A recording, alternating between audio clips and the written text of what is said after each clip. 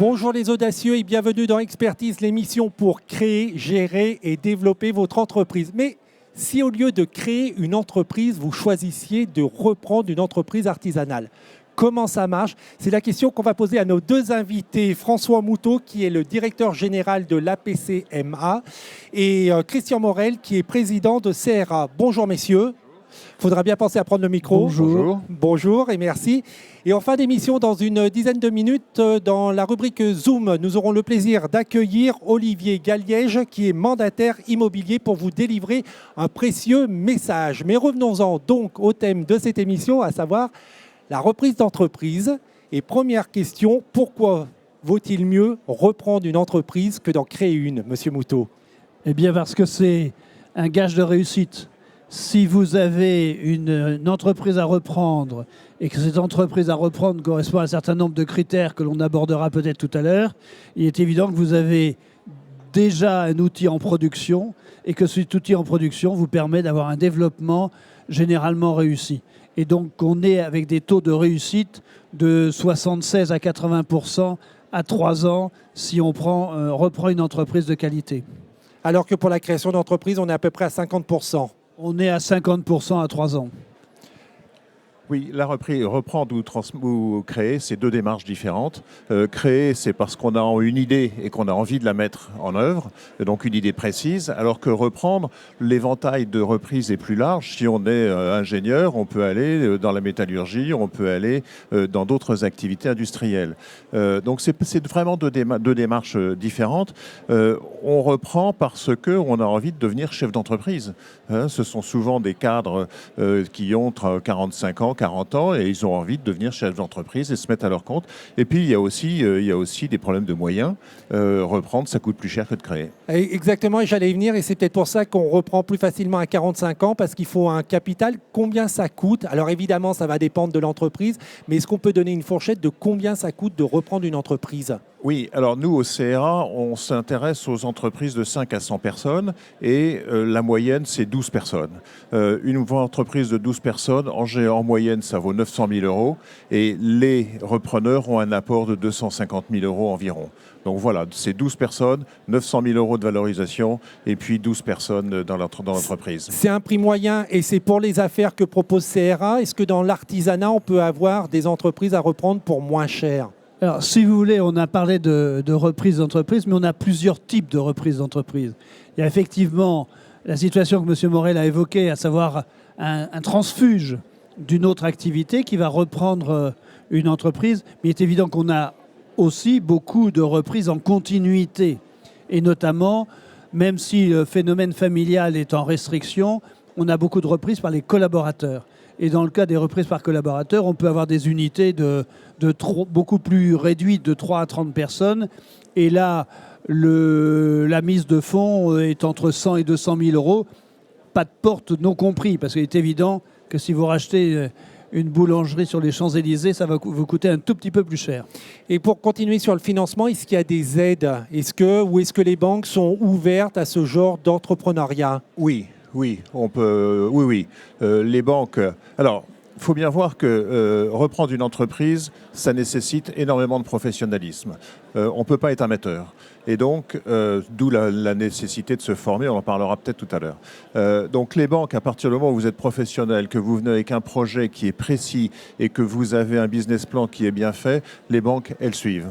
Alors après ça, il peut y avoir des contre-garanties. C'est le cas notamment de BPI France ou de la CIAGI, qui sont des organismes qui viennent garantir les prêts.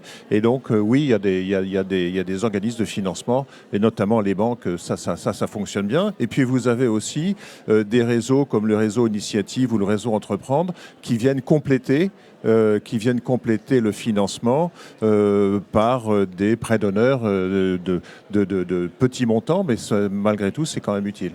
À quoi faut-il être vigilant? Vous vouliez rajouter quelque chose sur le financement? Non, mais c'est exactement ce que vous alliez demander. À savoir qu'une vraie reprise, c'est une reprise professionnalisée. On reprend une entreprise si l'outil de production est en état. On reprend une entreprise si la main-d'œuvre est en état. On reprend une entreprise si l'achalandage, les clients sont potentiellement là et puis que le prix corresponde évidemment à la valeur économique de l'entreprise. Si ces 4 critères sont réunis, la reprise sera efficace, réussie et les crédits bancaires disponibles. Donc c'est vraiment ces 4 points sur lesquels il faut être vigilant au moment où on reprend une entreprise. Il faut impérativement que le prix économique, c'est-à-dire la valeur des investissements, la valeur du matériel, la valeur de la localisation de l'entreprise et la valeur des salariés soit bien évalué. S'il est bien évalué, la réussite est certaine.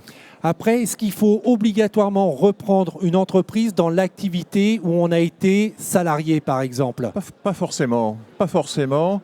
Là, il y a un grand débat. Est-ce qu'il faut ou est-ce qu'il ne faut pas? Ça dépend. Ça dépend de la formation, celle de base, ça dépend également du parcours. Et donc, on a vu des gens qui étaient dans la banque et reprendre des entreprises industrielles. C'est variable. Ça dépend aussi du cédant, parce que le cédant, il aime bien avoir quelqu'un qui connaît son entreprise. Mais il y a des cédants qui disent « Moi, je suis content d'avoir quelqu'un qui vient de l'extérieur de mon secteur parce que ça va permettre d'avoir une vision nouvelle. » Là, il n'y a pas pour nous, il n'y a pas de religion En la matière. En la matière, oui. On a beaucoup parlé de formation. Qui peut aider nos téléspectateurs et internautes à reprendre une entreprise et à se former à la transmission d'entreprise? Alors, si vous voulez, il y a plusieurs cas. On vient d'évoquer un petit peu la reprise par continuité et puis la reprise par rupture, si je peux m'exprimer ainsi. Moi, je considère que la reprise par rupture, elle peut être bénéfique. J'ai l'exemple d'un cuisinier qui est allé acheter des couteaux, il a acheté la coutellerie. Mais si vous voulez, il est évident qu'il faut impérativement quand même que le chef d'entreprise se confronte à la réalité de la production. Nous sommes dans une unité de production. Il faut que celui qui reprend une boulangerie sache comment on fait du pain à défaut de le faire lui-même. Et tous les exemples sont là. Donc nous avons, dans les chambres de métiers, mis en place des dispositifs au sein des universités régionales des métiers et de l'artisanat qui sont justement là pour ça, à savoir prendre des gens qui viennent d'univers extrêmement différents, les confronter au savoir-faire professionnel, 6 mois, 8 mois, parce qu'ils ont des capacités généralement d'appréhension assez rapides. Et au bout de 8 mois, ils ont les diplômes qui leur permettent de reprendre l'activité. Donc en fait, oui, je vous en prie rapidement. Il y a 2 formations. Il y a la formation à être chef d'entreprise, c'est ce dont vient de parler M. Moutot, mais il y a également la formation à la reprise. On a un organisme, nous, qui s'appelle CRA Formation, avec 120 heures de cours uniquement par des professionnels et qui donne qui aide le repreneur dans tous les choses trappes qu'il peut y avoir tout au long du parcours de la reprise. Et donc, c'est une formation. Et chez nous, il y a 350 repreneurs qui sont formés chaque année à la reprise d'entreprise. Donc, on encourage vivement nos téléspectateurs à rejoindre ou à prendre contact avec vos 2 structures qui font de la formation et de l'accompagnement à la reprise d'entreprise, à savoir les chambres de métiers de l'artisanat. Il y en a sur toute la France et donc une dans chaque département, voire plusieurs. Et puis, CRA, qui est présent également sur toute la France. Oui, oui, absolument. Et puis évidemment, saisir les opportunités de reprise. Et là, on a des outils qui mettent en ligne les capacités des entreprises à être reprises à travers la BNOA, qui est un site extrêmement bénéfique pour reprendre des entreprises. J'allais y venir et c'était la conclusion de notre discussion. Merci beaucoup, messieurs. En fait, il y a 2 banques de données sur lesquelles vous pouvez trouver des affaires à reprendre. Celle que M. Moutot vient de citer, à savoir www.bnoa.net, et la banque de données du CRA qui est www.cra-asso.org. Et un tout petit et dernier message pour les dirigeants de TPE. Il faut se soucier rapidement à transmettre son entreprise. Et vous l'avez évoqué, un bon moyen pour transmettre son entreprise, c'est de trouver un collaborateur et de lui céder son entreprise. Il faut y penser, j'exagère à peine, mais au moment où vous créez votre entreprise.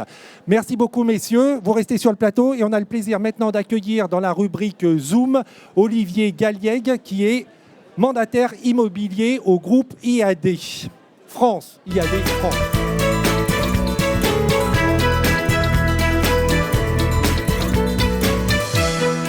Olivier, bonjour. Bonjour. À qui souhaitez-vous vous adresser? Bien, essentiellement, en fait, presque à tout le monde, à tout homme, toute femme, de tous âges, professionnels ou non de l'immobilier, désireux de s'investir et de profiter de l'extraordinaire opportunité, tant sur le plan personnel que financier, que représente à la fois le marketing de réseau, qui est très prégnant chez nous, le web et l'immobilier, bien entendu. Et donc, à ces personnes qui veulent entreprendre, qui désirent entreprendre, quel message vous voulez leur délivrer? Sans parodier François Roustan, qui est un hypnothérapeute de génie ericksonien, qui dit, c'est sa phrase qui démarre toutes ses conférences, la peur n'a pas sa place ici. Et s'il y avait un mot à retenir, c'est le mot oser.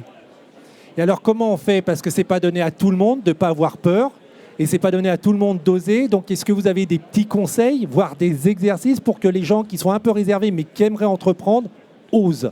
Alors, je pense qu'il faut se laisser avoir peur. On a le droit d'avoir peur, c'est important. À titre personnel, pour vous parler d'un sujet que je connais bien, c'est-à-dire moi-même, la peur est là. Et je suis un ancien, j'entendais vos invités parler, je suis un ancien d'une des banques qui a été citée. J'étais cadre supérieur à l'intérieur. Et la peur, c'est de se dire, mais est-ce que je vais retrouver, et si oui, en combien de temps, mon niveau de salaire, mon niveau de vacances, etc. Or, en fait, à chaque entreprise, on n'en a que peu. Et la recette, c'est de se dire, je vis ma peur, je l'accepte et je m'entoure. Et qu'est-ce qui fait que vous avez quand même osé? Parce que vous l'avez évoqué, vous étiez salarié avec un poste à haute responsabilité, donc le salaire qui va avec, et à un moment, vous êtes jeté dans le bain, vous êtes devenu entrepreneur. Qu'est-ce qui a été le déclic pour oser? Le déclic, c'est de se dire, j'ai 50 ans, je tombe dans une forme de routine, même si elle est d'assez haut niveau, on va rester modeste, mais c'est le moment, il me reste peu de temps, mais je peux encore faire de belles choses. Et puis, j'ai l'énergie pour. Cette quantité d'énergie qui est intéressante. Et au-delà de cet exemple, qui est quand même un exemple parlant, au moment où vous êtes jeté à l'eau de salarié, Aussi il va un y peu, arriver, c'est vrai. et de salaire, voilà le lapsus. Donc de salarié à entrepreneur, est-ce que vous avez d'autres exemples concrets où vous avez hésité et puis vous êtes quand même jeté à l'eau? Je pense que la plupart, je ne sais pas si vous parlez de moi particulièrement ou si vous parlez de l'ensemble des gens qui se lancent dans l'aventure immobilière, mais c'est toujours fondé sur la peur et puis en même temps l'envie de réussite. Je crois que ce que j'ai le plus apprécié, ce qui est mon moteur encore aujourd'hui, c'est la liberté. Il y a un petit exercice à faire Pour faire quoi? pour oser. Est-ce qu'il y a un matin, je ne sais pas, vous vous dites tous les jours, aujourd'hui j'ose? Est-ce que dans l'ascenseur, quand vous n'osez pas dire bonjour à quelqu'un, vous dites allez, j'ose, je vais Oui. lui dire bonjour? Est-ce qu'il y a des petits exercices qui font que comme ça, mentalement, je monte et un jour, j'ose tout? Oui, ne pas avoir peur du ridicule, s'exprimer calmement et même se mettre devant sa glace et de danser par exemple quand on n'est pas très à l'aise avec son corps, ce qui est mon cas, ça fait du bien.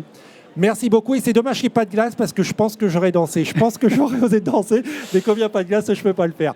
Merci à vous. Beaucoup, Merci beaucoup à à nos invités. Vous pouvez retrouver l'émission Expertise sur la chaîne YouTube du Salon SME, que vous pouvez également retrouver ces émissions sur demain.fr. Salut les audacieux et à très bientôt pour une nouvelle émission Expertise pour créer, gérer, développer votre petite entreprise.